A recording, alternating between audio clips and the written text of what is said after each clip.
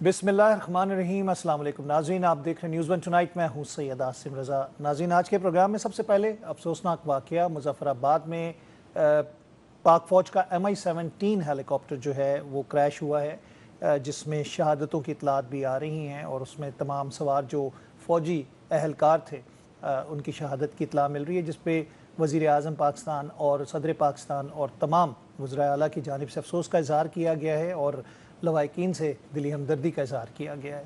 इसके साथ साथ अगर हम बात करते हैं तो ऑपरेशन ग़ज़वुल हक़ के हवाले से पाकिस्तान में हालिया दहशतगर्दाना कार्रवाई के जवाब में पाकिस्तान ने बॉर्डर एरिया के करीब अफ़गानिस्तान के इलाके में दुश्मनों के इंटेलिजेंस बेस्ड ऑपरेशन के तहत ठिकानों को निशाना बनाया, जिसमें तरबियती कैंप और खुफिया ठिकाने थे। उसमें 26 दहशतगर्दों की हलाकत की इतलात हैं और ये ग़ज़वुल हक़ ऑपरेशन डेफिनेटली पाकिस्तान का एक वो जिसे कह सकते हैं ना कि स्टांस है कि जिसके अंदर अफ़गानिस्तान की सरज़मीन जो पाकिस्तान के ख़िलाफ़ इस्तेमाल हो रही है उसके हवाले से पाकिस्तान उसका मौसर जवाब दे रहा है और दहशतगर्दी के हवाले से कमर तोड़ दी है। दहशतगर्दों के जो हमने देखा है तश्कीलें आती हैं बॉर्डर एरियाज़ में और उसके अलावा जो दहशतगर्दी करते हैं उसके बाद जो उनके ठिकाने हैं उनका निशाना बनाया जाता है। ट्रंप की ईरान को फिर धमकी और कहा बहुत वक्त हो गया, अब एग्रीमेंट नहीं किया आपने तो आपने हमारा वक्त ज़ाया किया, यानी वक्त ज़ाया करने के साथ साथ उनका आपने टाइम गुजार दिया। उसके बाद हमने देखा कि एक अपाची हेलीकॉप्टर के नाम के ऊपर जो गिरा अमेरिका का, उनके फॉर्मर जो इंटेलिजेंस ऑफिसर्स हैं वो ये कह रहे हैं कि अगर वो तबाह होता तो दोनों पायलट हलाक होते। तो कोई और मसला हुआ है जिसका इल्ज़ाम ईरान पर डाला गया और ईरान पर उसके जवाबी अटैक किए गए, जिसके जवाब में ईरान ने गल्फ़ स्टेट्स के अंदर जो अमरीकी अड्डे हैं उनको निशाना बनाया। ये अभी तक की इतलात हैं, लेकिन अभी तक जो मामला था, जो ट्रंप कह रहे थे 2 या 3 दिन में एग्रीमेंट हो जाएगा, लेकिन अब वो कुछ और ज़बान बोल रहे हैं। उनका मौका गवा दिया, यहाँ तक उन्होंने कहा। होने क्या वाला है, इन हवालों से हम बात करेंगे। फिर बजट माली साल का जो है 2026 और 27 वो पेश होने वाला है और गिलगित इलेक्शन में कानून साजी के हवाले से हुकूमत साजी के हवाले से क्या फार्मूला अप्लाई हो रहा है। क्या वफाक की तरह दोनों पार्टियाँ मिल के नून लीग और पीपल्स पार्टी हुकूमत बनाएंगे और फिर कश्मीर के अंदर भी यही फार्मूला होगा? क्या चीज़ होने वाली है? कौमी इक़्तिसादी कौंसिल का इजलास भी आज हुआ, जिसमें वज़राए आला और सेक्रेटरीज़ जो थे सूबों के वो शरीक हुए और वज़ीर आज़म की सदारत में वो इजलास हुआ। उसके अंदर बहुत अहम फैसले भी किए गए। इन पे भी हम आज के प्रोग्राम में बात करेंगे। बजट के हवाले से भी बात होगी। प्रोग्राम के पहले हिस्से में हमारे साथ वीडियो लिंक पर मौजूद है रियर एडमिरल सैयद फैसल शाह साहब, दिफाई तज़ियाकार हैं। अस्सलाम वालेकुम फैसल साहब। वालेकुम अस्सलाम, बहुत शुक्रिया मुझे प्रोग्राम में लेने का। फैसल साहब, सबसे पहले तो मैं ग़ज़वुल हक़ के हवाले से बात करूंगा, लेकिन उससे पहले अफसोसनाक जो वाक़या हुआ मुज़फ़्फ़राबाद में MI-17 हेलीकॉप्टर जो टेक ऑफ करते हुए क्रैश हुआ, जिसमें शहादतों की इतलात आ रही हैं, एक अफसोसनाक वाक़या। साथ साथ ग़ज़वुल हक़ ऑपरेशन जो है उसमें पाकिस्तान ने आज फिर कार्रवाई की और बॉर्डर एरिया में जो दहशतगर्दों के ठिकाने थे, खुफिया और तरबियती मराकज़ थे, उनको निशाना बनाया गया। 26 दहशतगर्दों के हवाले से इतलात आ रही हैं कि उनको जहन्नुम वासिल किया गया। कैसे देखते हैं आप इसको? आसिम, ये बिल्कुल हमारी डिफेंसिव एक्टिविटीज है, ये हमारी डिफेंसिव कार्रवाइयाँ हैं, यानी हम ये अपने डिफेंस में कर रहे हैं। लोग इसको बेसिकली पोर्ट्रे करने की कोशिश करते हैं कि जैसे हमने कोई अफगानिस्तान के ऊपर चढ़ाई कर दी है या जारियत कर दी है। ये ऐसी बात नहीं है। ये मैं पहले भी कई दफ़ा कह चुका हूँ कि जो हमारी काउंटर टेररिज्म स्ट्रेटेजी है उसके 2 प्रोंग हैं और दोनों डिफेंसिव है। पहला प्रोंग डिफेंसिव ये है कि आपने जो अपने मुल्क के अंदर कार्रवाइयाँ हो रही हैं उनसे कैसे निपटना है, और अगर वो कार्रवाइयाँ क्रॉस बॉर्डर से जन्म ले रही हैं तो फिर आपने उसका सद्देबाव एक्सटर्नली भी करना है, क्योंकि अगर आप सिर्फ इंटरनल फ्रंट को संभालते रहेंगे और एक्सटर्नल फ्रंट का कुछ नहीं करेंगे तो फिर वहां से तो पंप इन होती रहेंगी चीजें। तो आपने वो मकसद भी काटनी है, वो लाइन भी काटनी है। अच्छा, वो लाइन काटने के 2 तरीके हैं। पहला ये कि जिस मुल्क से हो रही है आप उस मुल्क को समझाएं और उससे बातचीत करें, उसको आमादा करें कि तुम अपना मुल्क को हमारे खिलाफ यूज नहीं होने दो। तो वो आपने करके देख लिया। आपने डायरेक्टली अफगानिस्तान को भी इंगेज किया, आपने फिर मल्टीलेटरली भी उसको इंगेज किया, दोस्तों के थ्रू पैगाम भिजवाए, जो बड़ी कंट्रीज हैं उनके थ्रू आपने उनको समझाने की कोशिश की। जब वो नहीं माने तो फिर लामोहला आपने जाके वहां कार्रवाई की। और ये मैं मानता हूं कि जो आप एक्सटर्नल कार्रवाइयां कर रहे हैं ये सिर्फ आप अपने दिफा में नहीं कर रहे हैं, ये आप अफगान तालिबान रजीम का भी हाथ बटा रहे हैं, क्योंकि वो ये कार्रवाइयां खुद अपने मुल्क में नहीं कर सकते हैं, उसकी कोई भी वजह हो, लेकिन आप उनका ये हाथ बटा रहे हैं। आप جو ریجنل کنٹریز ہیں ان کا ہاتھ بٹا رہے ہیں, یہ ان کے حق میں کر رہے ہیں. آپ کو یاد ہوگا کہ رشیا نے ابھی دوبارہ یہ اعلان کیا ہے, ایک اسٹیٹمنٹ جاری کی ہے, مطلب 23 فروری کو ایک ان کی رپورٹ آئی تھی رشین فارن منسٹری کی کہ 23,000 ایکٹیو ٹیررسٹ افغانستان میں کام کر رہے ہیں, جس میں سے 5 سے 7,000 23,000 سے 25,000. جی 23,000 سے 25,000. اور ابھی لیٹلی ان کی آئی ہے کہ تقریباً 22 سے 23 ٹیررسٹ آرگنائزیشنز ہیں جو کہ افغانستان میں کام کر رہی ہیں. جی بالکل. تو یہ رشیا کیا ہے؟ چائنا کے جو پرماننٹ ریپرزنٹیٹیو ہیں یو این میں, انہوں نے کنسرن ظاہر کی ہیں اپنے جو افغانستان میں ٹیررسٹ ایکٹیویٹیز بڑھ رہی ہیں. پوری دنیا اس کی معترف, مطلب اس کو مانتی ہے کہ وہاں پہ یہ سب کام ہو رہے ہیں, اور پاکستان کا جو اسٹانس ہے اس کی معترف ہے پوری دنیا. کہ پاکستان اتنے سالوں سے یہ باور کرانے کی کوشش کر رہا ہے, لوگوں نے آنکھیں بند کی ہوئی تھی, لیکن اب یہ چیزیں قابو سے باہر ہونے لگی ہیں. اور پاکستان نے جو کارروائی کی ہے, آپ نے دیکھا کہ دنیا میں کسی نے کنڈیم نہیں کیا اس کو.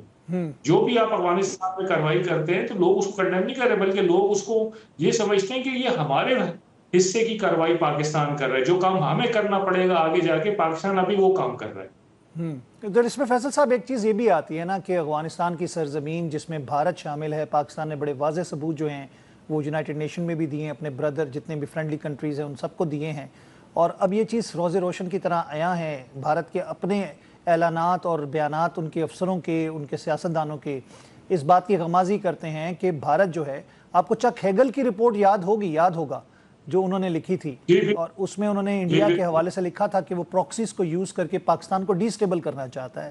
تو اب تو اس میں کوئی دوسری رائے نہیں ہے کہ دہشت گردی کے پیچھے بلوچستان ہو یا KPK ہو, فتنۃ الخوارج ہوں یا فتنۃ الہندوستان ہو, اس کے پیچھے بھارت اور اسرائیل ہے.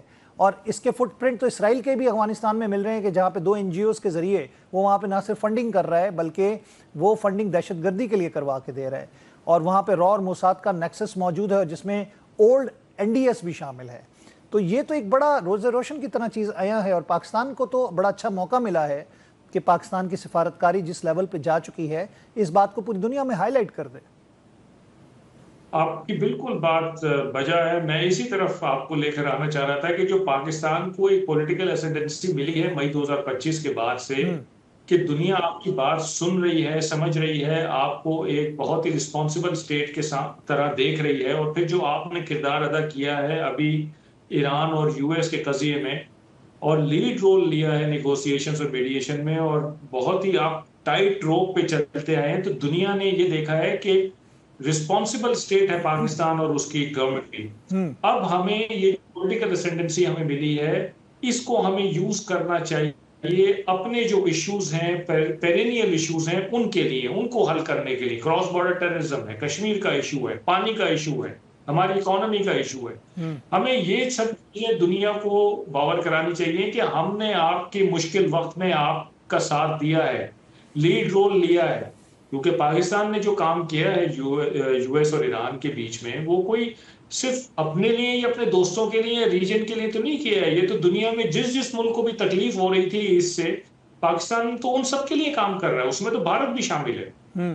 تو پاکستان کو دنیا کو بلانا چاہیے کہ بھائی اب آپ کی باری ہے کہ آپ آئیں اور آ کے کم از کم جو UN کی ریزولوشنز ہیں جو کہ آلریڈی پاس ہوئی ہوئی ہیں ان پہ تو عمل درآمد کروائیں.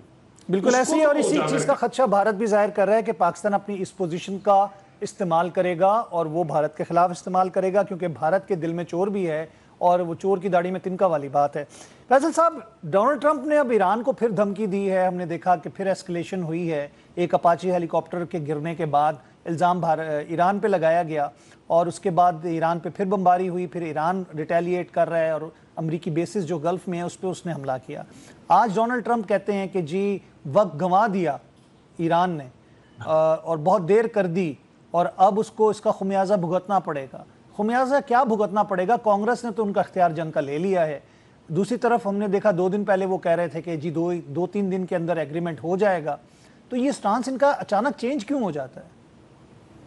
دیکھیں عاصم, اس میں بہت سارے فیکٹرز ہیں. دیکھیں پہلا فیکٹر تو یہ ہے کہ امریکہ یہاں پہ ایک سپر پاور کے زون میں آیا, لیکن اس کو سپر پاور کی طرح ٹریٹ نہیں کیا گیا. ایک یہ فرسٹریشن ہے. دوسری فرسٹریشن یہ ہے کہ امریکہ نے بڑی بھرپور جنگ کی, یہاں پہ اتنا ساز و سامان لے کر آیا. آپ دیکھیں کتنی دہائیوں میں امریکہ یہاں پر آیا ہے, 80 کی دہائی کے بعد یا 90 کی دہائی کے بعد آپ سمجھیں امریکہ اتنا سامان لے کے اس علاقے میں آیا ہے.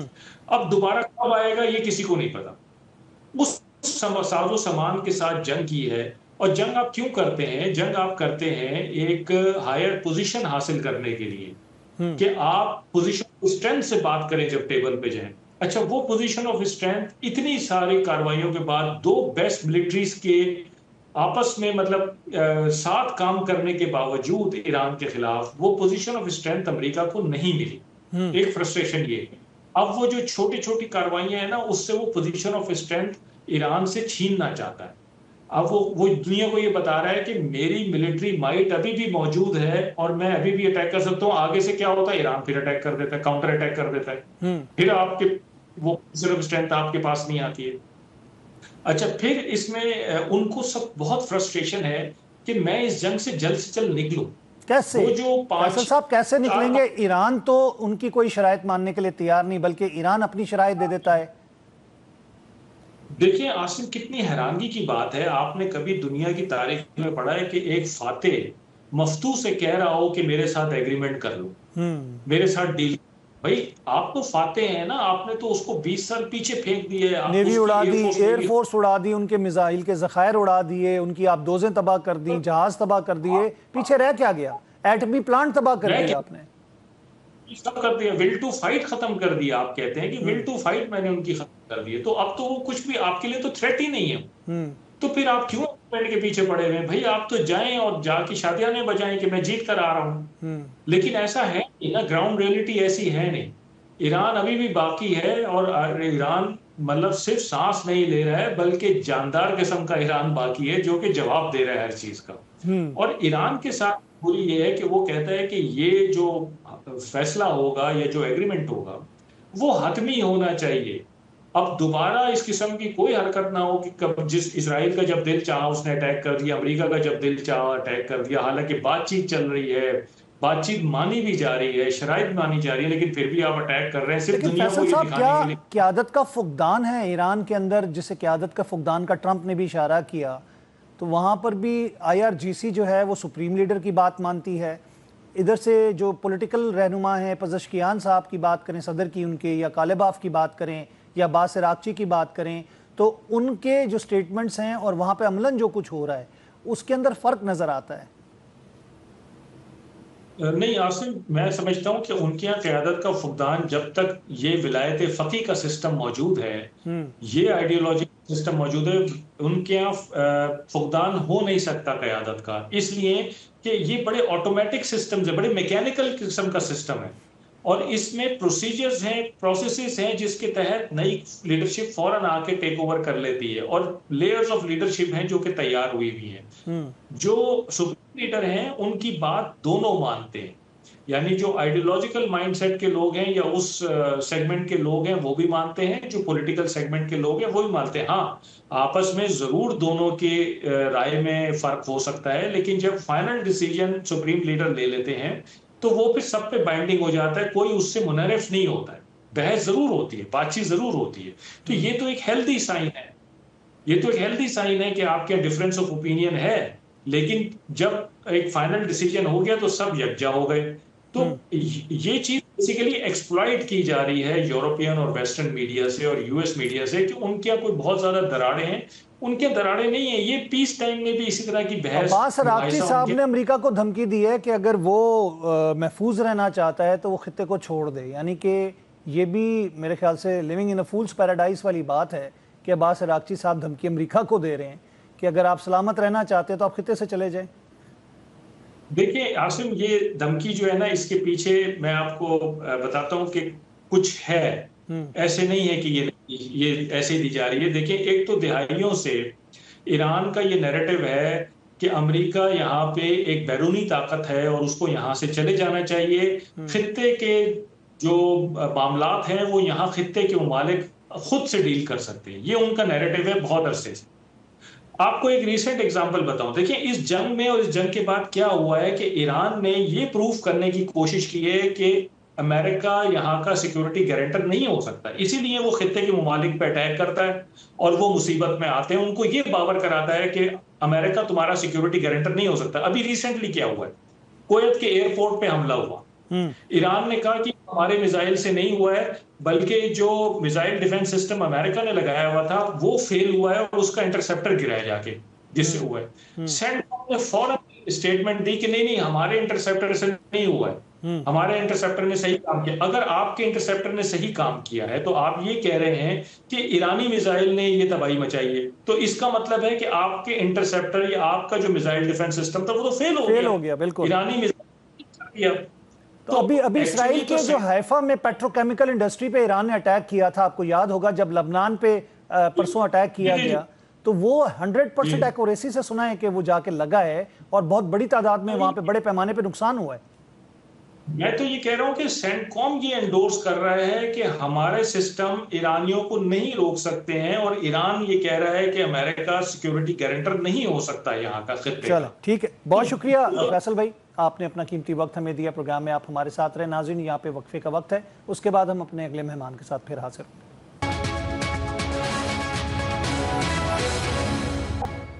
ویلکم بیک ناظرین، ایک دفعہ پھر خوش آمدید کہیں گے آپ کو نیوز ون ٹونائٹ میں۔ پروگرام کے حصے میں ہمیں ویڈیو لنک پہ جوائن کریں، احمد چنائے صاحب ڈائریکٹر اسٹاک ایکسچینج ہمارے ساتھ موجود ہیں۔ السلام علیکم احمد چنائے صاحب۔ وعلیکم السلام۔ احمد چنائے صاحب، قومی اقتصادی کونسل نے 2026-27 کے ترقیاتی بجٹ کی منظوری دے دی، لیکن ملک کی شرح نمو کے حوالے سے کہا جا رہا ہے 4% مقرر کی گئی ہے، مہنگائی 8.2% تک رہنے کا ہدف ہے، یعنی کہ جو مہنگائی کے اندر تناسب ہے وہ بڑھ گیا ہے اور جو شرح نمو کی بات کی جا رہی ہے وہ وہیں پہ برقرار ہے۔ صوبائی ترقیاتی بجٹ میں 920 ارب روپے کی مجموعی کٹوتی کی گئی ہے، بلوچستان کے بجٹ کے علاوہ باقی تینوں صوبوں کے بجٹ میں کٹوتی کر دی گئی ہے۔ اب اس کے علاوہ اگر ہم بات کرتے ہیں تو یہ بجٹ ابھی 12 تاریخ کو پیش کرنا چاہتے ہیں، اجلاس تو شروع ہو گیا، آپ کو کیا لگتا ہے، کیا امید ہے آپ کو؟ جس طرح کے اشارے مل رہے ہیں، کوئی اچھے کی امید آپ کو نظر آ رہی ہے بجٹ میں؟ بسم اللہ الرحمن الرحیم۔ دیکھیں، ظاہر ہے آپ کو ایک بجٹ جو ہے وہ بہت ایکسٹرا لے کر آنا ہے اپنے پاس۔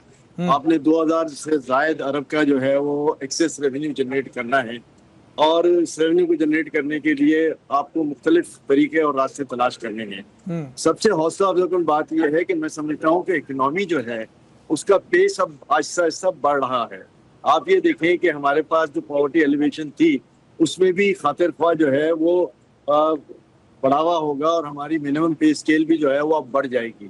تو جہاں دنیا میں اور ترقیاں ہو رہی ہیں، سب کی اکنامک پیس بڑھ رہی ہے، وہاں میں سمجھتا ہوں کہ پاکستان کے لیے بھی اب ایک بہت اچھا موقع ساتھ میں آیا ہے۔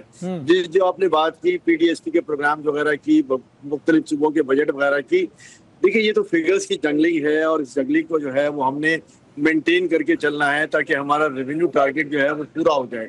لیکن اس سے یہ ہرگز مطلب نہیں ہے خدا نخواستہ کہ ہمارا بجٹ جو ہے یا ہماری جو اکنامک کنڈیشنز ہیں وہ خراب ہوں گی۔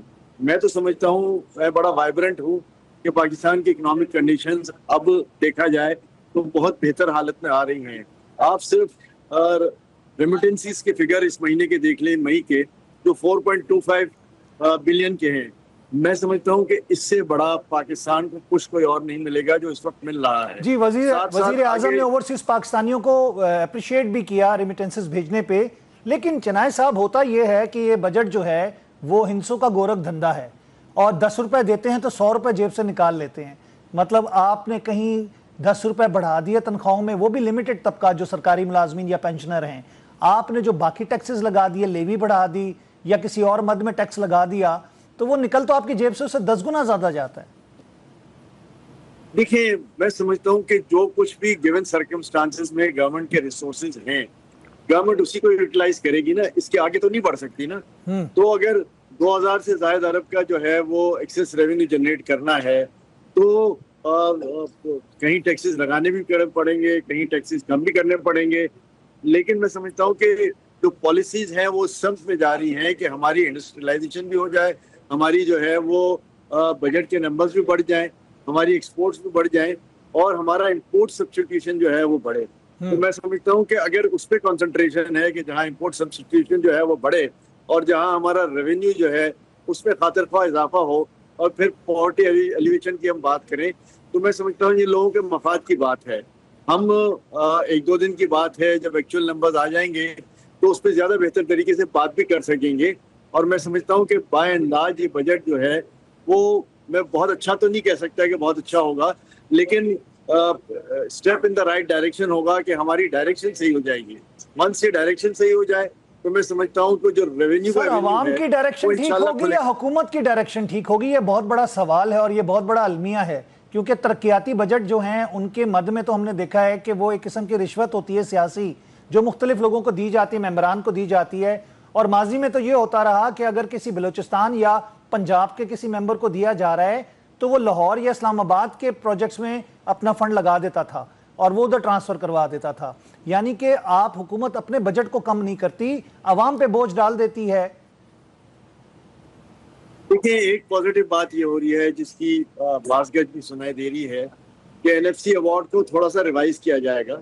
और एनएफसी अवार्ड में मैं समझता हूँ कि दो इम्पोर्टेंट कंस्टिट्यूएंट्स हैं, एक डिफेंस बजट है और एक जो है वो इंटरेस्ट की रीपेमेंट है। इन दोनों पे नजरसानी जो है वो मुसद्दका इतलात के मुताबिक की जा रही है। और अगर इस पे नजरसानी हो जाती है तो फिर वफाकी हुकूमत पर जो डेफिसिट का बोझ है वो कम पड़ जाएगा, ओनस जो है वो सूबाई हुकूमतें पे आ जाएगा। तो सूबाई हुकूमतें फिर बेहतर तरीके से जो है वो उसको यूटिलाइज करने के लिए इक़दाम करना चाहिए उनको। और जो एक डिस्मल परफॉर्मेंस हमें नजर आती है उस परफॉर्मेंस को उनको बेहतर बनाना होगा। मैं समझता हूँ कि ये भी step in the right direction है कि सूबे तो उनको पैसे मिल जाते हैं, 62% वो लेके चले जाते हैं और फिर 18% जो है वो हमारा तकरीबन डिफेंस बजट भी निकलता है। तो हम 80% के बाद जो है वो 20% में हमको हुकूमती उमूर भी चलाने हैं और जितने पैसे हम सूबों को देते हैं उतने ही पैसे जो है वो इंटरेस्ट पे चले जाते हैं। तो फिर सर्वाइवल किधर है फेडरल गवर्नमेंट का, और फेडरल गवर्नमेंट जो है वो उसको कैसे मैनेज करेगी। तो इस मैनेज करने के लिए मैं समझता हूँ कि हमें अब ये नहीं सोचना चाहिए कि जी फेडरल कुछ नहीं कर रहा, हमें फेडरल को राइट डायरेक्शन ले जाके फेडरल को कुछ करवाने की बात करनी चाहिए और हम सब मिलकर एक बेहतर एडवाइस करें ताकि फेडरल जो है वो इस पे काम कर सके। लेकिन हमने एनएफसी अवार्ड के हवाले से देखा है और अभी भी बात हो रही है कि एनएफसी अवार्ड को रिवाइव करने की ज़रूरत है या उसको रीइंफोर्स करने की ज़रूरत है। उसमें सूबों से तो कहा जा रहा है कि हमें आप फेडरल को देंगे और कुछ हद तक बात तय भी हो गई है, लेकिन कुछ सूबों के हवाले से केपीके और बलूचिस्तान के हवाले से खदशात अभी भी मौजूद हैं कि शायद केपीके की तरफ से अभी हामी नहीं भरी गई है और बलूचिस्तान का तो बरकरार रखा गया बजट। दोनों सूबे ऐसे हैं जहाँ पे दहशतगर्दी का फ्रिज सर पे मंडला रहा है और तबाही और बर्बादी जो है दहशतगर्दी के ज़ुमरे में जो है वो हम देखते हैं। तो आपको लगता है कि दो सूबे एक साइड पे होंगे और सिर्फ दो सूबे पंजाब और सिंध ये बात मानेंगे या पंजाब भी नहीं मानेगा? मैं ये समझता हूँ ज़ाती तौर पे कि बलूचिस्तान की तरफ से तो मेरा ख्याल है अप्रूवल आ जाएगा, लेकिन जब हम बात करते हैं केपीके की तो उधर भी बातचीत जारी है और हमें पॉजिटिविटी की उम्मीद करनी चाहिए। और दूसरा ये कि बलूचिस्तान में दहशतगर्दी अपनी जगह पर है, लेकिन जो हमारे इदारे हैं उन्होंने वहाँ भरपूर काम किया है और जो अनकन्फर्म्ड रिपोर्ट्स हैं वो यही कहते हैं कि आधे से ज़ायद दहशतगर्द जो है उनको जो है वासिल जहन्नम कर दिया गया है। तो जो आधे बाकी हैं उनका भी इंशाल्लाह बहुत जल्द खात्मा हो जाएगा। तो मैं समझता हूँ कि बलूचिस्तान जो है खासतौर पे गवादर के हवाले से जो है वो एक बहुत ही फ्रूटफुल जो है वो हमारी इकोनॉमी में सपोर्ट सिस्टम देगा। आज आप जब मैं गवादर की बात कर रहा हूँ तो मैं तीनों पोर्ट्स की बात कर रहा हूँ कि जहाँ एक्टिविटी जो है वो पूरे साल से 25 गुना ज्यादा हो गई है। पोर्ट कासिम है, कराची पोर्ट है और गवादर है, ये तीन पोर्ट हैं जिनके आप जिक्र कर रहे हैं। जी बिल्कुल, मैं तीनों पोर्ट की बात कर रहा हूँ और तीनों पोर्ट में एक्टिविटी जो है वो बहुत ज्यादा है। सिर्फ और सिर्फ हुकूमत को ट्रांजिट का जो ट्रेड है उसको बेहतर बनाने की जरूरत है। जो वहाँ पर कंटेनर इन ट्रांजिट होते हैं उसको जो है वो ईज करने की जरूरत है। और मैं समझता हूँ कि जहाँ 1.5 करोड़ कंटेनर दुबई में आ जाता है वहाँ सिर्फ 15,000 कंटेनर हमारे पोर्ट्स पर ट्रांजिट में आ रहे हैं। मैं समझता हूँ कि उसकी तादाद का, दुबई की तादाद का 2-3% भी हमें मिल जाए तो आप ये समझ लें कि हमारी आमदनी कहाँ से कहाँ पहुँच जाएगी। तो ये एक वाइटल मैं समझता हूँ कि ऑर्गन है कि जिसको हुकूमत को जोर देने की जरूरत है। जो कस्टम के ग्लिचेस हैं, हिचेस हैं ट्रांजिट के अंदर, उसको रिमूव करने की जरूरत है और उस पर बाकायदगी से फेडरेशन और हुकूमत के मुज़ाकरात चल रहे हैं। चनाय साहब, जो कैपिटल फ्लाइट कर गया पाकिस्तान से और जिसके बारे में मोहसिन नकवी साहब ने कराची में खड़े होकर बात भी की और उसके बाद उन्होंने कहा कि हम 3-4 लोगों को पकड़ के उसके बारे में आगाही भी ले सकते हैं और सारा सिलसिला खुल के सामने आ जाएगा, क्या इक़दाम आपको लगता है हुकूमत करेगी ऐसे कि जो मुल्क से पैसा बाहर लेके चला गया उसके ऊपर सख्ती की जाए कि वो पैसा वापस लेकर आए, वरना यहाँ पर उसका जिसे कह सकते हैं नामो निशान जो है वो मिटा दिया जाए या फिर उसकी नेशनलिटी के ऊपर तो इतराज़ हो जाए कि क्योंकि उन्होंने नेशनलिटीज़ भी ले ली हैं वहाँ की। देखिए भाई, अब तो सूरत हाल जो है वो कम्प्लीटली रिवर्स हो गई है। जो पैसे बाहर गए थे वो तेजी से वापस आना शुरू हो गए हैं। कराची की प्रॉपर्टी मार्केट हो, लाहौर की हो, इस्लामाबाद की हो, आप तेजी तो देखें यहाँ पर कि क्या है और लोगों की बाइंग पावर तो देखें। कराची में रिसेंटली एक प्रोजेक्ट लॉन्च हुआ है, उसमें मैं समझता हूँ कि जो लोगों की बाइंग पावर हमें नजर आ रही है वो अनप्रेसिडेंटेड है। इसका मतलब है कि अब पाकिस्तान में एक पैराडाइम शिफ्ट आ रहा है। जितना सरमाया रियल एस्टेट में बाहर गया था उसका अब मैं समझता हूँ अगर 20-25% भी वापस आ जाता है तो बहुत ज्यादा एक्टिविटी पाकिस्तान में आ जाएगी और ये वापस आएगा। अब तो मैं समझता हूँ गल्फ स्टेट से एग्जिट मुश्किल हो गया है कि कैसे लोग माल बेचें, कैसे वहां पे जो है वो एटलीस्ट ब्रेक इवन पे सर्वाइव करें। तो जाहिर है जो लेकिन अहमद चनाय साहब, सवाल ये आता है कि क्या पाकिस्तान ही पैसा आएगा या किसी और थर्ड वर्ल्ड कंट्री में चला जाएगा या जहां पे ऑप्शंस और बेहतर मौजूद हैं। आपको पता है दुनिया में ऐसे ममालिक भी हैं वो तो पैसे के खातिर नेशनलिटी भी दे रहे हैं और उनका पैसा सेफ भी होगा। देखिए, मैं ये समझता हूँ कि इस वक्त जो भी कारोबारी आदमी होगा, जो भी थोड़ी सी समझ बूझ रखता होगा, वो कभी भी ये नहीं चाहेगा कि आप उसके पैसे जो हैं वो कहीं भी डिस्प्यूट पे चले जाए। पाकिस्तान सबसे ज्यादा सेफ हेवन है हमारे अपने पैसों के लिए, हमारे अपने चेहरों के लिए। तो ये पैसे लामहला पाकिस्तान में आने हैं और पाकिस्तान जो है वो सबके लिए बहुत अच्छी मार्केट साबित होगा। बल्कि मैं तो समझता हूँ कि अब कुछ जो दूसरे ममालिक के इन्वेस्टर्स थे जो दुबई में काम कर रहे थे, उन्होंने भी अप्रोच करना शुरू किया है कि पाकिस्तान की क्या अपॉर्चुनिटीज हैं और पाकिस्तान में उन अपॉर्चुनिटीज को कैसे एक्सप्लोर किया जा सके। हमारे पास इंक्वायरी आ रही हैं, लोग आ रहे हैं, टेलीफोन्स आ रहे हैं। तो मैं समझता हूँ कि ये विन विन पोजीशन है। ये 1 आध साल है जो पाकिस्तान का मुश्किल साल है, इसके बाद पाकिस्तान के लिए बड़े अच्छे साल इंशाल्लाह। अहमद चनाय साहब, रियल एस्टेट सेक्टर में पहले हमने देखा था टैक्सेस लगे थे और उसके बाद बड़ा शोर मचा कि जी बिजनेस ठप होकर रह गया है। अब रियल एस्टेट सेक्टर को दोबारा इस्तिस्ना या फिर उसको हम कह सकते हैं कि नरमी की जा रही है, टैक्सेस कम किए जा रहे हैं। दूसरी तरफ सोलराइजेशन और ग्रीन एनर्जी के ऊपर जो बड़ा इनकरेज करवाया था गवर्नमेंट ने ईवी गाड़ियां और मोटरसाइकिलों के हवाले से और सोलराइजेशन के हवाले से, उस पर टैक्स लग रहा है। यानी आपका इंपोर्ट बिल जो एनर्जी में आपके लिए एक मुसीबत बना हुआ है, आपको घरों में लोगों ने खुद सोलर लगा के उसमें काफी रिलीफ दे दिया, बल्कि आपको एक्स्ट्रा प्रोडक्शन मिल रही थी, तो आप उस पर टैक्स लगा रहे हैं और रियल एस्टेट सेक्टर को आप छूट दे रहे हैं। ये कहाँ का इंसाफ है? देखिए, मैं समझता हूँ कि सोलराइजेशन पे टैक्स नहीं लगेगा। ये सारी कबल वक्त बातें हैं, मार्केट की मेल प्रैक्टिसेस हैं जो होती हैं और ऐसी कोई बात जो है वो सरकारी हलकों से नहीं आई। जाहिर है लोग अपनी गैस वर्क करते हैं कि जी हमने ये देखा, हमने वो देखा, हमारी ये बात भी, हमारी वो बात भी, लेकिन ना ये होगा, ना रियल एस्टेट सेक्टर पे कोई टैक्स आएगा, बल्कि उसमें रियायत की बात आएगी। तो बाय एंड लार्ज अगर हम सोलर एनर्जी ले रहे हैं तो गवर्नमेंट ने जो कुछ करना था उस पर कर लिया। अब जो है वो गवर्नमेंट ना इस पोजीशन में है, ना लोग इसके मुताबिल हो सकते हैं कि इस पे इस किस्म के कोई टैक्सेस लगे या पाबंदी लगे। तो आपके ख्याल में कि सोलर पे टैक्स नहीं लगेगा, लेकिन जो खबरें हैं ये सिर्फ अफवाहें हैं?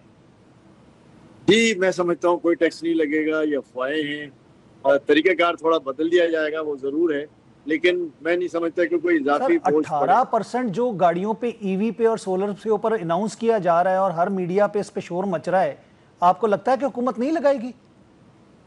मैं गाड़ियों पे भी नहीं समझता, ना मैं सोलर पे समझता हूँ। और आई थिंक जो गवर्नमेंट मैनेजर्स हैं, the good sense will always prevail upon them और वो बेहतर तरीके से बेहतर डिसीजन अवामी मफाद में और मुल्क की मईशत को बेहतर तौर पे चलाने के मफाद में जो है वो फैसला करेंगे।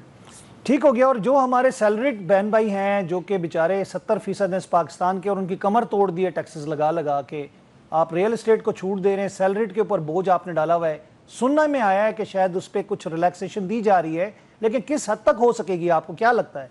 आटे में नमक के बराबर जिस तरह पिछले बजट में की थी? देखिए, हमारा सैलरी क्लास जो है वो सबसे ज्यादा टैक्स देता है, इसमें कोई दो राय नहीं है, और हमको उनको रिलीफ देने की जरूरत है। तो जो मेरी इतलात है वो ये है कि जो मिनिमम टैक्स स्लैब है उसका थ्रेशहोल्ड जो है वो बढ़ाया जा रहा है, ताकि लोग जो है वो उस टैक्स रेट में कम से कम टैक्स दें, और मैक्सिमम स्लैब जो है उसको भी रिवाइज किया जा रहा है। तो ये मुल्की मफाद की बात है। हमारे जो बेचारे शरीरी क्लास हैं जो बिल्कुल ईमानदारी से टैक्स दे रहे हैं, उनके मफाद की बात है, और उनको जो है वो एडवांटेज देना जरूरी है। बहुत शुक्रिया अहमद चनाय साहब, थैंक यू वेरी मच, आपने अपना कीमती वक्त हमें दिया। प्रोग्राम में आप हमारे साथ रहे। नाज़रीन, मैं यहाँ पे लूँगा वक्फा, उसके बाद अपने अगले मेहमान के साथ फिर हाजिर होते हैं।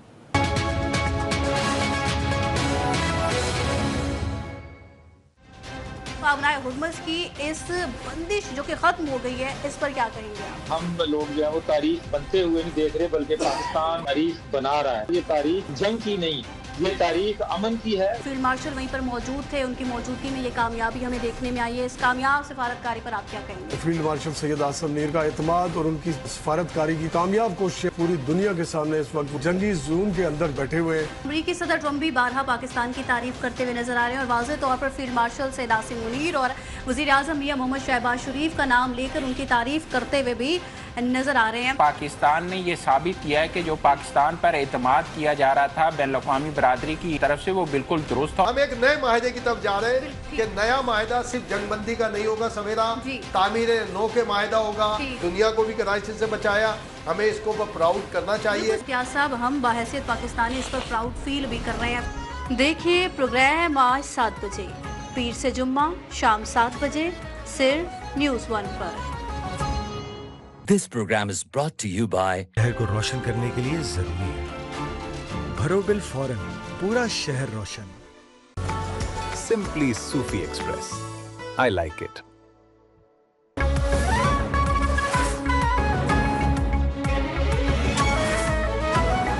एक कौम, एक आवाज, न्यूज़ 1।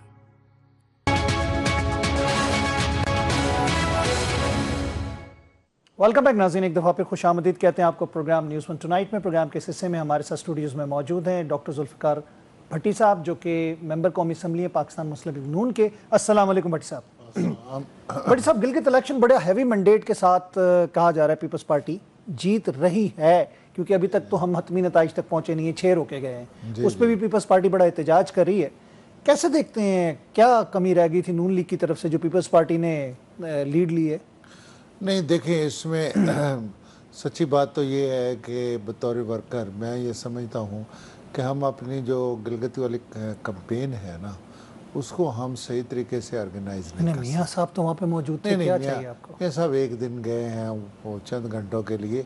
देखें, आप देखें बिलावल और आसफा और उनकी लीडरशिप देखें ना, वो थ्रू आउट। सर, आपकी भी वहाँ पे थी, मिनिस्टर्स तक वहाँ पे थे। नहीं, वो जो कैंपेन है उसको उस तरीके से नून लीग ने सीरियस नहीं लिया। तो अभी 6 हल्कों का मसला क्या है? एहतजाज भी हो रहा है, पीपल्स पार्टी की तरफ से काफ़ी एहतजाज किया जा रहा है। देखिए, वो इस पे तो कोई अब उंगली नहीं उठा सकता कि वहाँ पे गिलगित बल्तिस्तान के इलेक्शन जो हैं वो फेयर एंड फ्री नहीं हुए, इस पे तो कोई उंगली उठा नहीं सकता। इसलिए नहीं, कोई इसमें सुनने में जो शनीद आ रही है, मीन्स जो रूमर्स हैं वो ये हैं कि डील हुई है, कोई पीपल्स पार्टी को दी गई है सीटें। नहीं, किसी किस्म की कोई डील नहीं हुई। जेन्युइन वोट पड़े हैं, जेन्युइन पीपल्स पार्टी ने आपको राया। देखे ना, नहीं देखें उन्होंने, मैंने तो पहले अर्ज किया ना कि हमें ये डेमोक्रेटिक होना चाहिए कि जहाँ पे कोई एक अपना देखे प्लेयर है ना, गेम है, कोई अच्छा खेल ले, अच्छी तैयारी कर ले तो उसकी गेम अच्छी होती है। जो बिलावल साहब फॉर्म 45 और 47 का जिक्र कर रहे थे, ये वो वाली गेम नहीं है। नहीं, ये से देखें वो एक सियासी बयान है। आप इसको जोश से हम बसदतर हम ये कहेंगे कि ये सियासी बयान है, वो हुकूमत का हिस्सा कुछ तो है। आपने देखा कि बजट भी आगे किया गया गिलगित इलेक्शन की वजह से। नहीं, वो उसकी वजह से नहीं हुआ। से मीटिंगें भी हो रही हैं, बजट मानने की भी बात हो रही है। देखिए, उसकी वजह से नहीं हुआ। ये बिल्कुल जरूर बात है कि हमारा और पीपल्स पार्टी का कुछ बजट लेन देन है आपस में इत्तेफाक राय के लिए। नहीं, लेन देन कोई नहीं है। लेन देन तो देखें वो एक सियासी जमात है, उसने अपने अब ये आज आपके सामने वो चीज़ें तो अभी कश्मीर के भी आ रहे हैं नहीं, देखें आपके सामने वो चीज़ें तो क्लियर हुई ना कि आपको अभी 6 हलकों का है। नहीं मैं और बात करो, आपने कहते हैं इलेक्शन रिकाउंटिंग देखें ना दोबारा हो रही है। देखें मैं आपने पूछा है ना इलेक्शन क्यों लेट हुआ है, देखें एनएफसी वार्ड को छेड़ने की बजाय आपने देखा है ना कि वफाक को पैसे हर सूबे ने उस पर कट लगा और वो क्योंकि देखें वफाक पे अब बहुत बर्डन है। सर वो जो रिजल्ट नज़र आ रहा है गिलगित इलेक्शन का, उसके नताइज आगे जिसे कह सकते हैं हमें नज़र आना शुरू हो गए। इन्हीं चीज़ों को मद्देनज़र रख के कहा जा रहा था कि कोई बात लेन देन की हुई है। तो ये अभी जो 6 हलकों का मसला है उसमें हम क्या समझेंगे, नून लीग की सीटें आएंगी ताकि दोनों मिलकर हुकूमत बनाए वहाँ पे? नहीं, ये देखें इसमें कोई ऐसी बात नहीं है कि कोई धांधली या इस जहाँ पे देखें वहाँ पे हलकों में जैसे कोई कंप्लेंट्स थी या शिकायत थी तो इलेक्शन कमीशन एक इंडिपेंडेंट इदारा है और उसने रिजल्ट रोक लिया और रीपोलिंग अनाउंस की है वहाँ पे कुछ पोलिंग स्टेशंस पे। हाँ, इसमें उसको लेकिन पीपल्स पार्टी का एहतजाज जारी है। नहीं वो देखें मैं नहीं समझता कि उन्हें करना चाहिए, उसकी वजह ये कर तो रहे ना, वो करना चाहिए तो बात दूर की है। देखें मैं समझता हूँ कि आखिर वो उनकी इतनी सीटें आई हैं, अगर धांधली होती तो कभी भी ना आती। नहीं, उनकी कितनी सीटें आई हैं सर? अभी तक तो उनके पास मेरे ख्याल से 4 सीटें हैं। किन के पास? नून लीग पीपल्स पार्टी के पास, और नून लीग के पास 4 सीटें, उनके पास तो 9 सीटें आ चुकी हैं ना। जी मैं वही बात कर रहा हूं। उस पे वो हुकूमत तो नहीं बना सकते, नहीं उनको जरूरत तो पड़ेगी आपकी। नहीं देखें हुकूमत तो वहाँ भी मरकज में भी कोलिशन है, 17 सीटें आप देखें आजाद कश्मीर में भी कोलिशन है, गिलगित में भी कोलिशन होगी। वो तो आगे भी कश्मीर में कोलिशन नजर आ रहा है, वो अंडरस्टैंडिंग के भी इलेक्शन आ रहे हैं ना, तो अंडरस्टैंडिंग है। देखें कश्मीर के सॉरी देखें उसमें आपको पता है वहाँ पे हम वफाक भी इकट्ठा चला रहे हैं। हाँ। और कश्मीर में भी उनका प्रेसिडेंट प्राइम मिनिस्टर उनका है। हाँ। तो वहाँ भी नून लीग ने उनके साथ फिर हम ये समझ लें प्रेसिडेंट आपका होगा और प्राइम मिनिस्टर उनका होगा और यहाँ पर वजीर आला आपका, गवर्नर उनका होगा। देखिए ये तो दोनों फॉर्मेशन बनेगी आप लोगों दोनों पार्टियों का आपस में एक जो फार्मूला पावर शेयरिंग फार्मूला बनेगा उसके मुताबिक ही होगा। तो ख्वाजा साद रफीक साहब ने कहा कि बेहतर है कि अपोजिशन जो है वो नून लीग जो है अपोजिशन में बैठे, वो कोलिजन के हक में नहीं है। देखिए मैं समझता हूँ आपके साथ में आपको लगता है कि कोलिजन में जाना चाहिए? अभी पार्टी अपना जो फाइनल डिसीजन है वो पीपल्स पार्टी आपके साथ इत्तेहादी होने का ऐलान नहीं करती, वो कहती है ये डिसीजन चूंकि लीडरशिप करेगी, लेकिन मेरा यही ख्याल है कि कोलिशन में बैठेंगे। तो देखें बात यह है कि वो तो ऑप्शन ले सकते हैं आज़ाद उम्मीदवारों की भी, पीपल्स पार्टी अपनी हुकूमत बनाएगी, ठीक है। वफाक की तरह वहाँ पे कोलिजन अगर बनती है तो साद रफीक साहब ने तो उसके ऊपर कहा कि जी हमें अपोजिशन में बैठ जाना चाहिए, लेकिन आगे कश्मीर में भी सूरत-ए-हाल बनी, फिर क्या करेंगे? की भी अपनी एक जाती राय है, मेरी भी एक अपनी जाती राय है। आपकी जाती राय क्या है? फैसला तो देखें मैं तो समझता हूँ, अब देखें जहाँ पे हम मरकज़ में इकट्ठे बैठे हैं, गिलगित में भी इकट्ठे हों, कश्मीर में भी इकट्ठे हों, कोई बुरी बात नहीं है। तो पीपल्स पार्टी तो डिसोन करती है, वो कहते हैं हम हुकूमत का हिस्सा ही नहीं है वफाक में। जहाँ पे कोई मसला आता है उनसे सवाल किया जाता है, वो कहते हैं हम हिस्सा नहीं है। आसिम भाई कोई मानता है कि वो इसका हिस्सा नहीं है? आप मुझे देखें, आप देखें जो है गवर्नर आपके चेयरमैन सेनेट आपके सब वो कहते हैं आईनी सीटें हैं, उनके कोई इख्तियारात नहीं है, वो वजारतें कहते हैं हमने नहीं ली, हम सिर्फ वोट देते हैं आपको। देखिए कोई भी लेजिस्लेशन यहाँ पे कौमी असम्बली में पीपल्स पार्टी और नून लीग की दोनों ने लेजिस्लेशन कमेटियाँ बनाई हैं, आपस में बैठते हैं और तो आपके पास अक्सरियत भी है, 2/3 अक्सरियत भी है, अब तो आपको उनकी भी जरूरत नहीं है। नहीं ज़रूरत देखें एक अच्छा ये पॉलिटिकल स्टेबिलिटी के लिए ज़रूरत है, अदरवाइज आपका नंबर गेम्स की बात नहीं होती। आप एक पॉलिटिकल स्टेबिलिटी है, मुल्क चलाना है और सिस्टम को चलाना है। अच्छा, आप सिस्टम चलाने के लिए मजबूरी एक दूसरे के साथ चल? बिल्कुल चलना चाहिए। मैं समझता हूँ पाकिस्तान देखें हम अपने तो यही फिनोमेना फिर आपका गिलगित में और कश्मीर में भी हमें नजर आएगा, ऐसे ही होगा कि वहाँ पे भी सिस्टम आप देख रहे हैं ना, ऐसे ही होगा। मैं आज ये बात कर रहा हूँ, ऐसे ही होगा, ऐसे ही होगा अल्टीमेटली। ठीक, तो आप ये बताएं कि जो इस वक्त हालात हम देख रहे हैं सियासी पाकिस्तान के अंदर, और उसके अंदर यही दोनों जमातें हमें इस सिस्टम का हिस्सा नजर आ रही हैं। कोई और जमात, मौलाना साहब भी साइड पे बैठे हुए हैं, पाकिस्तान तहरीक साहब तो वैसे ही आउट है, तो आपको यही जमातें नजर आ रही हैं दो आगे भी? देखें मैं आपको एक बात बताऊं कि یہ تو ایک پولیٹیکل آپ کی ایک مائلیج، ویٹیج، پولیٹیکل آپ کا ورک اور یہ ساری چیزیں ہیں. دیکھیں جیسے پنجاب میں آپ نے مریم نواز شریف صاحبہ نے کام کیا، اپنا ووٹ بینک کا ان کا اور بہتر ہوا. اسی طریقے سے وہاں سندھ میں پیپلز پارٹی جو ہے وہ اپنے کام کر رہی ہے، جیسے بھی لوگوں کو آپ کے کچھ لوگ زیر لب بہت کچھ بول گئے ہیں. اختیار ولی صاحب نے بھی دیا ہے کہ ہم نے اپنی سیٹیں قربان کی ہیں، شاید 28ویں ترمیم کے حوالے سے ہو یا بجٹ کے حوالے سے ہو. وہ زیر لب پروگراموں میں بول گئے ہیں کچھ نہ کچھ. دیکھیں یہ میں نے پہلے عرض کیا ہے کہ ہر بندے کی اپنی ذاتی رائے ہے، لیکن میں یہ سمجھتا ایک ذمہ دار عہدے پہ وہ فائز ہیں. جی بالکل ٹھیک ہے، لیکن میں سمجھتا ہوں وزیر اعظم کے کوارڈینیٹر ہیں اور وہ ایسا بیان دیں تو یہ بڑی معنی. سب یہ کیسے ہو سکتا ہے کہ ہم اپنی کوئی سیٹ ہے، ہم اپنے ووٹر کو کہیں کہ جی دوسری سائڈ پہ ووٹ ڈال دیں؟ یہ ہم کیسے کہیں گے؟ کہ پاکستان کی سیاست میں پہلے کبھی ایسا نہیں ہوا. نہیں تو اب بھی نہیں ہوگا. ہر اپنی جماعت ہے، اپنا منشور ہے، اپنا ووٹ ہے ہمارا.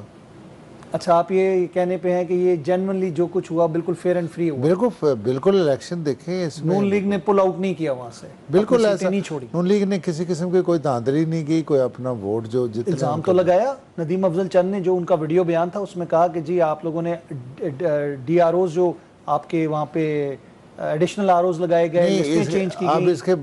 اب دیکھیں میری بات سنیں، اگر آپ کے وزراء کو این او سی دی گئی، حالانکہ وزیر جو ہیں وہ الیکشن حلقوں میں جہاں پہ ضمنی انتخاب نہیں جاتے. میں بتاتا ہوں. دیکھیں وہاں پہ بلاول صاحب بھی تو ممبر نیشنل اسمبلی تھے نا، آصفہ بھٹو بھی تھی، وہ گئے نا حلقوں میں. تو اگر ہمارا بھی کوئی ممبر نیشنل اسمبلی گیا ہے یا صوبائی اسمبلی، منسٹرز گئے ہیں نیشنل اسمبلی کے ممبرز کے علاوہ. وہ تو میاں صاحب بھی ممبر نیشنل اسمبلی ہیں، وہ بھی تو گئے ہیں. نہیں کون سا منسٹر گیا ہے؟ امیر مقام صاحب وہاں پہ امیر مقام صاحب وہاں پہ رہے. وہاں پہ جتنے لوگ بھی پوری کمپین انہوں نے چلوائی ہے. آپ کی شزا فاطمہ صاحبہ وہاں پہ موجود رہی ہیں.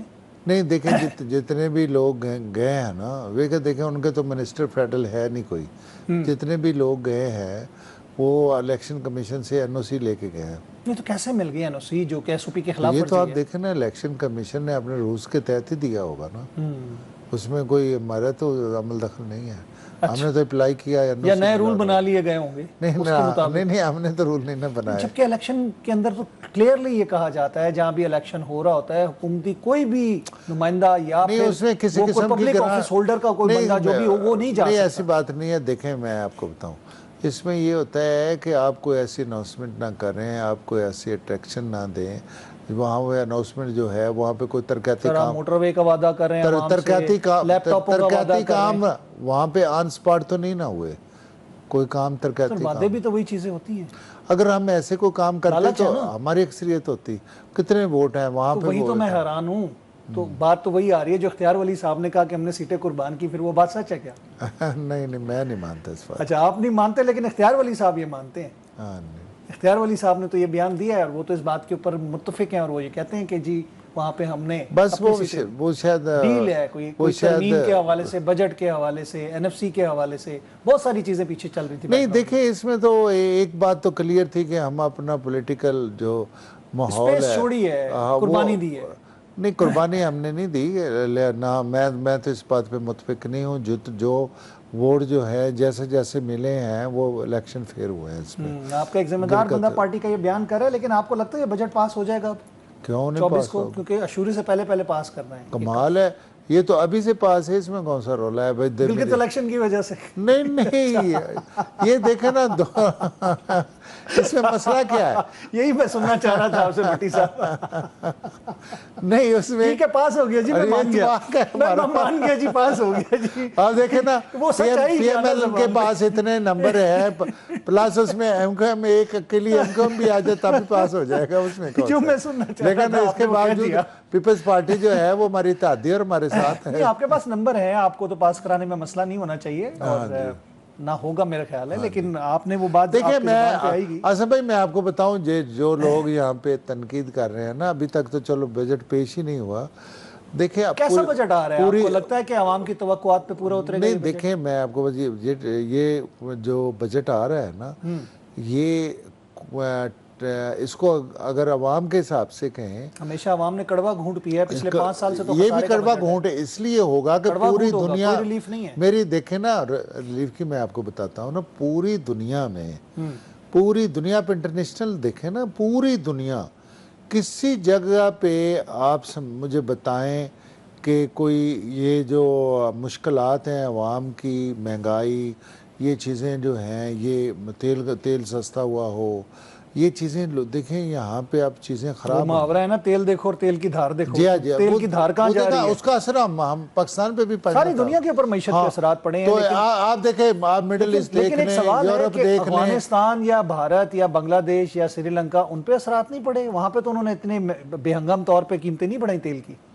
نہیں، بے ہنگم تو نہیں بڑھی یہاں پہ سر، ایک دن میں آپ 70 روپے بڑھاتے رہے ہیں، 50 روپے، 55 روپے، اور کم کرتے ہیں تو 4 روپے، 5 روپے۔ پہلے ہی اتنے پریشر میں تھے، آئی ایم ایف پروگرام چل رہا تھا آپ کا، تو بہانا چاہیے تھا آپ کو آئی ایم ایف کی چیزوں کو، شرائط کو پورا کرنے کے لیے۔ اللہ نے موقع دے دیا۔ نہیں، اللہ نے اتنی لیوی جو آپ نے بڑھا دی، دنیا میں کہیں اتنی لیوی نہیں ہے۔ دیکھیں، ہم نے تو نہیں کہا ایران اور امریکہ کی جنگ ہم نے تو نہیں کرائی، ہم تو جنگ کو سیٹل کر رہے ہیں۔ وہ شکر خورے کو شکر مل ہی جاتی ہے۔ میں نے کہا یہ موقع مل گیا تو اس کے اندر جو کرنا ہے کر لو، ہماری وجہ سے آئی ایم ایف کے بھی وعدے پورے کر دو۔ ہم نے تو اس میں کوئی عوام ہے نا قربانی دینے کے لیے۔ نہیں، ایسی بات حکومتی بجٹ تو کم نہیں ہوتا، حکومتی اخراجات تو کم نہیں ہوتے جو آئی ایم ایف کہتی ہے، لیکن معذرت کے ساتھ عوام تو ہے بھگتنے کے لیے۔ دیکھیں، یہ ایک حقیقت ہے کہ یہ جو ٹائم گزر رہا ہے، یہ پوری دنیا کے لوگوں، پوری دنیا پہ لوگوں، روٹی پوری نہیں ہو رہی، اس کا وقت کیسے گزر رہا ہے؟ دیکھیں، بالکل میں یہ بالکل اس پہ آپ خود اس حلقوں میں جاتے ہیں، لوگوں کی باتیں سنتے ہیں، آپ مجھے بتائیں کیا لوگ خوش ہیں اس بات سے؟ میں یہاں پہ بیٹھ کے، آصف بھائی، میں یہاں بیٹھ کے یہ کبھی بھی نہیں کہوں گا کہ لوگ مہنگائی میں اپنا گزارا نہیں کر رہے، لیکن حالات جو ہیں وہ آپ ان حالات کو دیکھیں، اس صورتحال کو دیکھیں۔ آپ نے ایک جنگ لڑی، جنگ کے پروسیس سے گزر رہے ہیں، انٹرنیشنل تیل کی آپ کی جو سچویشن بنی، مڈل ایسٹ کی بنی، پوری دنیا کی بنی، اس کے اثرات ہمارے پہ بھی تو ہونے۔ صرف اثرات ہمارے پہ کیوں آئے، باقیوں پہ کیوں نہیں آئے؟ سب پہ آئے ہیں، باقی حکومتوں نے جو کیا ہے انہوں نے اپنے عوام پہ بوجھ نہیں ڈالا۔ نہیں، سب آپ پیٹرول قیمتیں اٹھا کے اس ریجن کے اندر دیکھ لیں، میں پوری دنیا کی بات ہی نہیں کرتا، آپ صرف اس ریجن میں دیکھ لیں، سب سے مہنگا تیل ہم بیچ رہے ہیں۔ نہیں، یہ پہلے سے چل رہا ہے۔ نہیں، پہلے تو تھا ہی، وہ کہتے ہیں نا کہ کچھ شہر دے لوگ بھی ڈاڑے سن برندہ شوق بھی سی۔ جی بالکل۔ تو اس عوام کے ساتھ تو یہی سلوک کیا جا رہا ہے؟ نہیں، عوام کے ساتھ ایسا سلوک نہیں کیا جا رہا، لیکن چونکہ ہمارے پہلے صورتحال بھی، کیونکہ عالمی مارکیٹ میں جس طرح قیمتیں گرتی ہیں ہم اس طرح نہیں قیمتیں کم کرتے، لیکن جب بڑھتی ہیں تو ہم 70 روپے کٹھے بڑھاتے ہیں، 55 روپے کٹھے بڑھاتے ہیں۔ سر، اس کا جواب دیتے ہیں نا، 4 روپے 5 روپے کم کر کے لوگوں پہ کیا احسان کیا؟ یہ مسائل آصف بھائی ایک دن کے نہیں پیدا کر دیں۔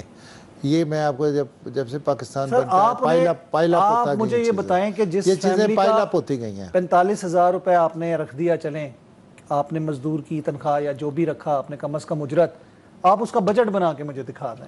نہیں بنتا بجٹ، میں تو بالکل۔ بجلی سستی ہے پاکستان میں، سب سے مہنگی بجلی ہم بیچ رہے ہیں۔ میں کب کہہ رہا ہوں؟ تیل ہم مہنگ رہے ہیں۔ میری بات، میں تو اس بات پہ بالکل اتفاق کرتا ہوں کہ ہماری بجلی، ہمارا تیل مہنگا ہونے کی وجہ سے، لیکن میں ایک چیز آپ کو بتاؤں، جو 45,000 بولا گیا ہے وہ 45,000 بھی لوگوں کو نہیں ملتا۔ چلیں میرے ساتھ سڑک کے اوپر جو سیکیورٹی گارڈ کھڑے ہیں ان کو 25,000، اس میں سے بھی 5,000 کمپنی رکھتی ہے، 20,000 ان کو دیا جاتا ہے۔ ایسا ہی ہے، اور اس پہ کوئی امپلیمنٹیشن کرانے کے لیے کوئی ادارہ کام نہیں۔ دیکھیں، ہم یہ بھی سوچیں کہ ہم اخلاقی لحاظ سے جتنا بھی اس کو گورنمنٹ نے ایک لا بنایا، اس لا کو ہمیں اوبے کرنا چاہیے۔ یہاں پہ آپ کا جو لا ہے، دینا کچھ نہیں ہے، عوام کو کچھ نہیں ملتا، اس پہ کوئی قانون حرکت میں نہیں آتا۔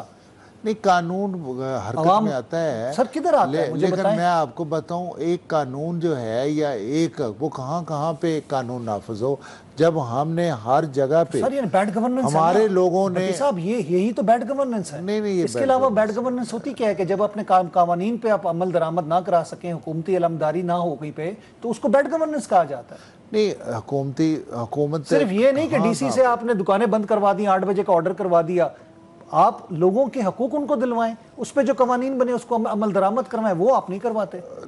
میں بتاتا ہوں، دیکھیں، حکومت اپنے تئیں جتنی کوشش کر سکتی ہے، ہماری لا اینڈ فورسز ایجنسیز، ہمارے پورا سسٹم اس میں انوالو ہوتا ہے۔ جیسے پنجاب میں پیرا ہے، جیسے آپ کو پتہ ہے کہ ہر لحاظ سے اس کو کیا جاتا ہے، لیکن جو نیتیں ہماری خراب ہیں وہ ان کو کون ٹھیک کرے گا؟ کرپشن کے حالات کہیں اور، آپ اب مجھے مثال مہنگائی کے معاملات کچھ اور جا رہے ہیں. آپ کو پتہ ہے محسن نقوی صاحب نے سی ڈی اے کے حوالے سے کیا کہا, 10 لاکھ روپے میں سب کچھ ہو جاتا ہے اور 10 لاکھ کم از کم ریٹ ہے, ہر چیز ہو جاتی ہے. جب وہ ایک منسٹر خود بول رہا ہے تو آپ کو کیا نظر آتا ہے کہ ملک میں سب چیزیں ٹھیک ہے؟ میرے سے پچھلے دنوں کسی دوست نے سوال کیا کہ خواجہ آصف صاحب نے یہ کہا ہے ان کے جو گاؤں میں وہ ملازم کے گاؤں میں 80,000 روپے لے کر ٹرانسفارمر ریپیئر ہوا, یہ وفاقی وزیر آپ کا کہہ رہا ہے. میں کہہ رہا ہوں کہ کم از کم آپ اس کو تو اپریشیٹ کیجئے کہ جو حالات ہیں اس کا ہم بانگے دور ذکر کرتے ہیں اور اس کو ٹھیک کرنے کی کوشش کرتے ہیں. بہت شکریہ ذوالفقار بھٹی صاحب, تھینک یو ویری مچ. اسی کا ذکر آئی ایم ایف کی جو کرپشن کی رپورٹ آئی تھی پاکستان کے حوالے سے, اس میں ذکر کیا گیا تھا جس کو ایکسیپٹ کرنے سے انکار کیا جا رہا تھا. ناظرین پروگرام کا وقت ختم ہوا چاہتا ہے, میں چاہوں گا آپ سے اجازت, اللہ نے کے بعد.